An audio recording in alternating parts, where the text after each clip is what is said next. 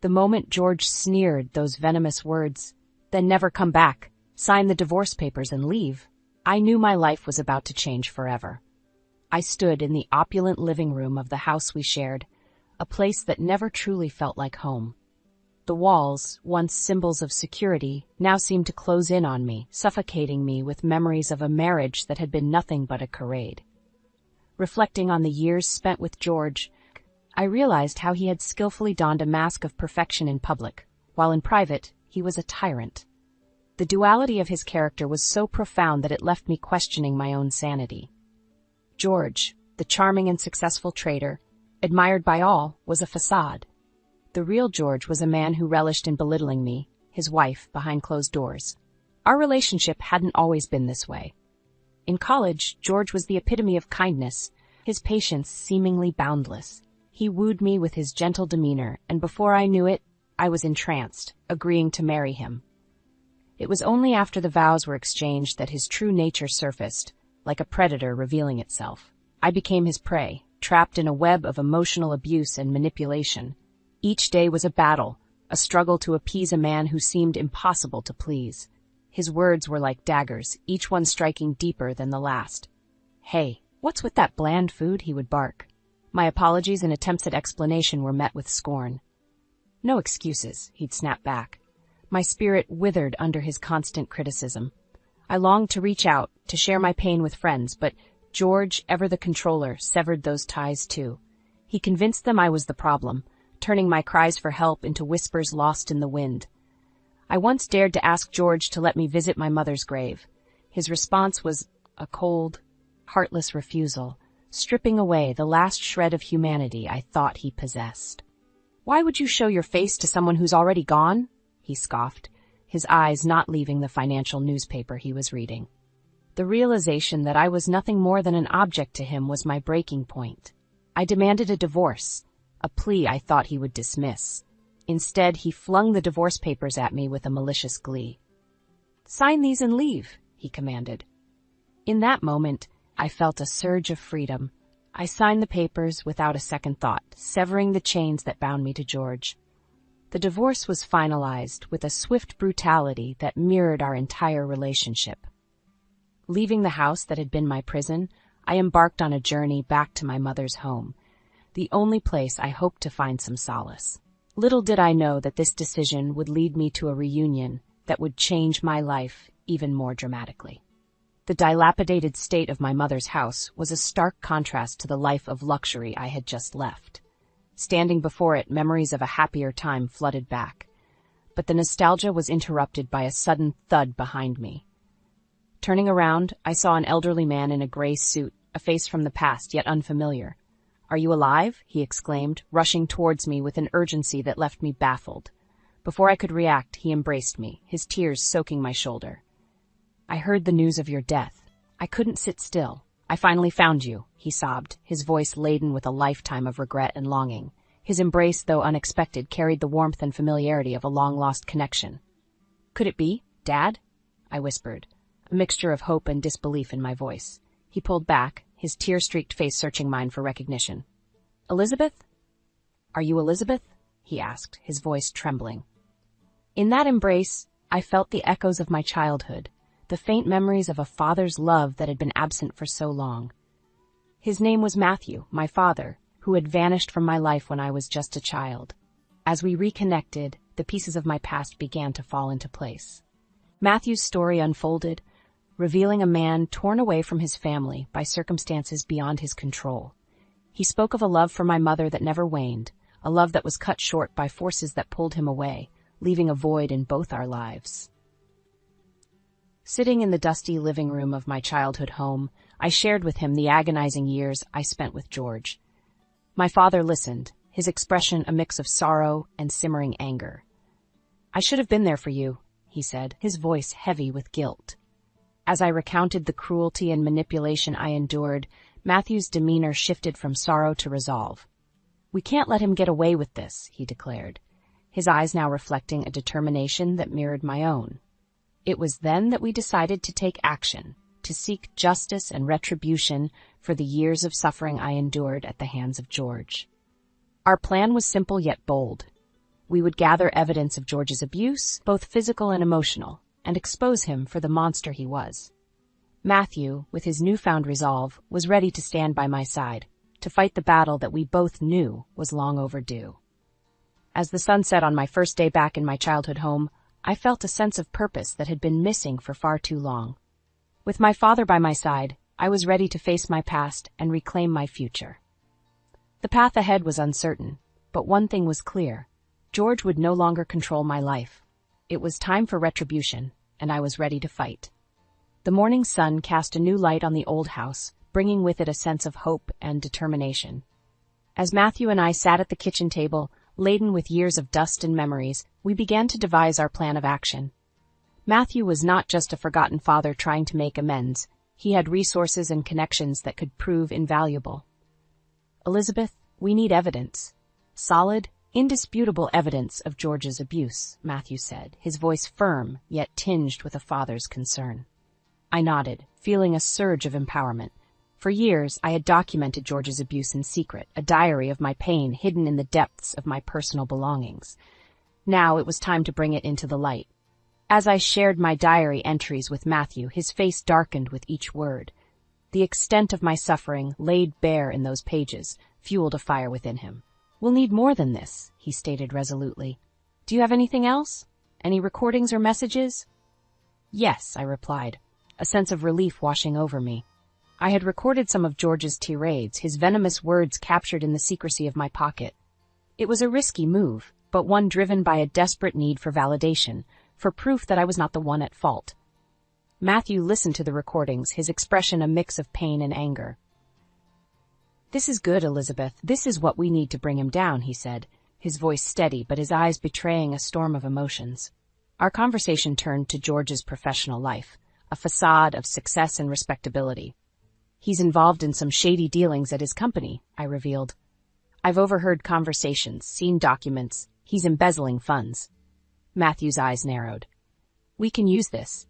It's time George faces the consequences of his actions, both personal and professional." The resolve in his voice was unwavering, a stark contrast to the man who had once left us behind. The next step in our plan required reaching out to an unexpected ally, my ex-father-in-law, Mr. Patterson. I hesitated, the thought of involving George's parents in our plan weighing heavily on me. They had always been kind, and I feared dragging them into this sordid affair. "Elizabeth, we need all the help we can get," Matthew urged. "If they know the truth, they might support us." Gathering my courage, I called Mr. Patterson, inviting him over under the guise of catching up. When he arrived, the surprise on his face was evident. "Elizabeth, it's been so long. You look different," he said, a hint of concern in his voice. "Mr. Patterson, there's something you need to know about George," I began, my voice steady despite the turmoil inside. I recounted the years of abuse, the emotional scars that still lingered. Mr. Patterson listened, his expression shifting from shock to anger. "I had no idea. How could George do this?" he exclaimed, his voice shaking with emotion. "And the embezzlement. This is unacceptable. We need to act." With Mr. Patterson on our side, our plan gained momentum. We pooled our resources, gathering more evidence against George. The pieces of the puzzle were coming together, painting a picture of a man who had deceived everyone around him. As we sat together, plotting our next move, I felt a sense of camaraderie, a bond formed through shared adversity. Together we were stronger, united in our quest for justice. The stage was set for a confrontation that would bring George's reign of terror to an end. The time for retribution was at hand, and we were ready to strike. The day of reckoning arrived. We had arranged to meet George at a neutral location, a quiet cafe where there would be witnesses to prevent any outburst from him. Mr. Patterson, Matthew, and I sat at a corner table, awaiting George's arrival with a mix of anticipation and anxiety. George walked in, his arrogance filling the room. Spotting us, he approached with a sneer. "What is this? An intervention?" he mocked, his voice dripping with disdain. "Sit down, George. We need to talk," Mr. Patterson said, his voice stern, devoid of the warmth he once showed his son. George's eyes narrowed suspiciously. "Talk about what? Elizabeth, if this is about more money, you can forget it." "It's not about money, George," I said, my voice calm but firm. "It's about your actions, the abuse and the theft." George laughed, a cold, harsh sound. Abuse, Elizabeth, you always were dramatic, and theft, you're delusional. I held his gaze, my resolve unwavering. No, George, I'm not delusional. We have proof. I slid the folder containing the diary entries and recordings across the table. His face paled as he glanced through the documents, his facade beginning to crack. This is nonsense, he spat, but his voice lacked conviction. Matthew leaned forward, his eyes hard. We also know about the embezzlement, George. You've been stealing from your company. George's composure shattered. You can't prove anything? He hissed. Mr. Patterson interjected. We can and we will. I can't believe I raised a son who could do such things. The confrontation escalated, with George alternating between denial and bluster. But the evidence was irrefutable. His mask of respectability had slipped, revealing the monster beneath. As we left the cafe, George's parting words were a venomous threat. You'll regret this, he snarled. But we walked away, united and stronger for having faced him. The path to justice was clear, and George's reign of terror was coming to an end. The aftermath of the confrontation was a whirlwind of activity. With the evidence in hand, we approached George's company with the allegations of embezzlement. The company acted swiftly, launching an internal investigation that corroborated our claims. George was fired, his career in ruins. Simultaneously, I pursued legal action for alimony and damages for the years of abuse. The court proceedings were grueling, but I stood my ground, bolstered by the support of Matthew and Mr. Patterson. The diary and recordings played a crucial role, painting a vivid picture of the life I had endured with George. In the end, justice was served. The court ruled in my favor, granting a substantial settlement that would secure my financial independence. George, now a pariah, faced not only the loss of his career, but also the scorn of those he had deceived. The victory was bittersweet. While I had won my freedom and vindication, the years lost to George's abuse could never be reclaimed. Yet there was a sense of closure, a feeling that a chapter of my life had been conclusively closed. With the legal battles behind me, I turned my focus to rebuilding my life. Matthew and I, now reconciled, decided to renovate my mother's house, transforming it into a home filled with love and memories, free from the shadows of the past. The journey had been long and fraught with pain, but I emerged stronger, with a newfound sense of self and purpose. The scars of the past would always be a part of me, but they no longer defined me. I was ready to start anew, to live a life of my own choosing, unencumbered by the specter of George. The future was mine to shape, and I embraced it with open arms and a hopeful heart. In the tranquil setting of the renovated house, now a haven of peace and new beginnings, I sat with Matthew on the porch, reflecting on our journey.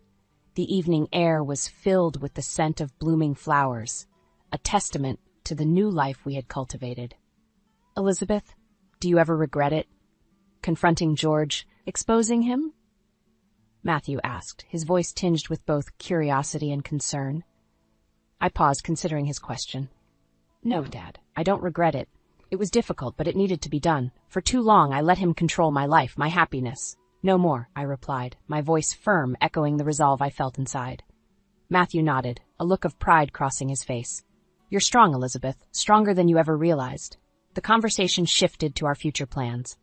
I expressed a desire to use my experience to help others who might be suffering in silence. I want to be a voice for those who feel voiceless, to help them find the strength to seek help, I said, my determination clear. Matthew supported my ambition, offering to help in any way he could. Let's do it together, Elizabeth. Let's make a difference.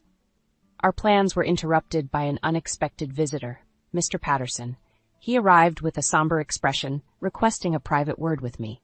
We stepped aside, and he shared news that sent a chill down my spine.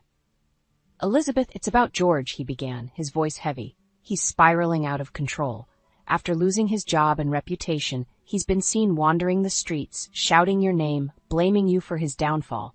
A mix of emotions surged within me, fear, pity, and a lingering anger.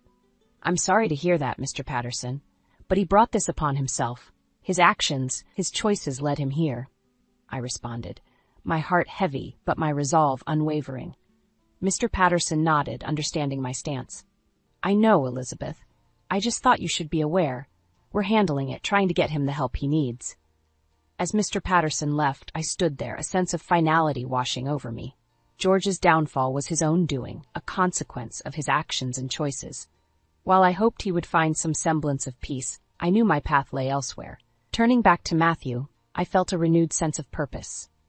Our experiences had brought us closer, and together we were embarking on a new chapter, one filled with hope and the promise of making a difference. In the quiet of the evening, as the sun set on the horizon, I realized that this journey had not only been about revenge or justice. It had been a journey of self-discovery, of finding my voice and reclaiming my life. The future was uncertain, but it was mine to shape, and I stepped into it with a heart full of hope and a spirit unbroken.